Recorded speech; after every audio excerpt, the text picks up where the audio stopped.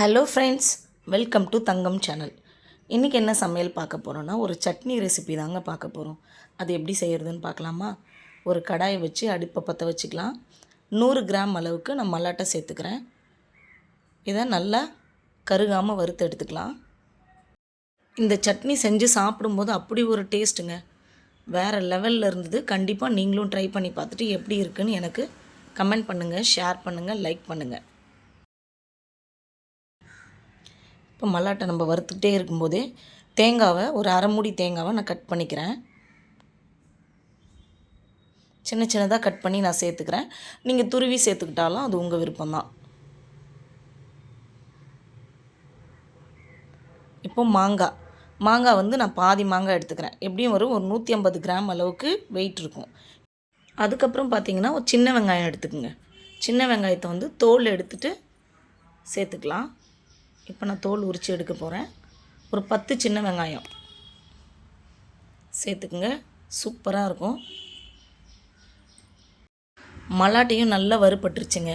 சில ஊரில் வந்து வேர்க்கடலைன்னு சொல்வீங்க, எங்கள் ஊரில் வந்து மல்லாட்டைன்னு சொல்லுவாங்க.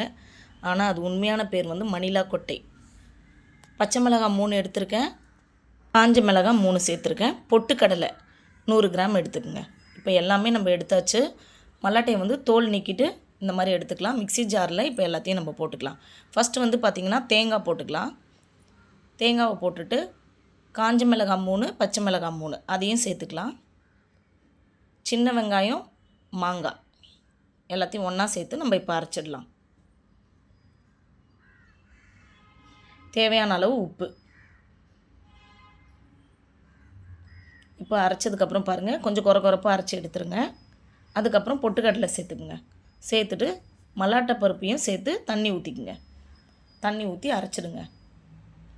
அவ்வளோதான், இந்த அளவுக்கு அரைச்சி எடுத்துக்கிட்டால் போதும். இப்போ நான் வேறு ஒரு பாத்திரத்தில் மாற்றிக்கிட்டேன். இப்போ தாளிப்பு தாங்க. அடுப்பை பற்ற வச்சுட்டு தாளிப்பு கரண்டி வச்சுருங்க. இப்போது 5 ஸ்பூன் அளவுக்கு எண்ணெய் ஊற்றிக்குங்க. எண்ணெய் காஞ்சதுக்கப்புறம் நான் எடுத்துருக்க ஸ்பூனால் 3 ஸ்பூன் கடுகு சேர்த்துக்கிறேன். கடுகு நல்லா பொரிஞ்சிடுச்சுங்க. இந்த ஸ்டேஜில் உளுத்தம்பருப்பு 2 ஸ்பூன் எடுத்துக்கோங்க. எப்பயுமே உளுந்து சேர்த்தா தாளிப்பப்போ ரொம்ப டேஸ்ட் நல்லாயிருக்கும். பொன்னிறமாக வறுப்பட்டுடுச்சு. இப்போ கருவேப்பிலை கொஞ்சம் சேர்த்து தாளிப்பை வந்து நம்ம சட்னியில் கொட்டிடலாம். கொட்டிட்டு உடனே மூடி போட்டு மூடிடுங்க. டேஸ்ட்டு சூப்பராக இருக்குங்க.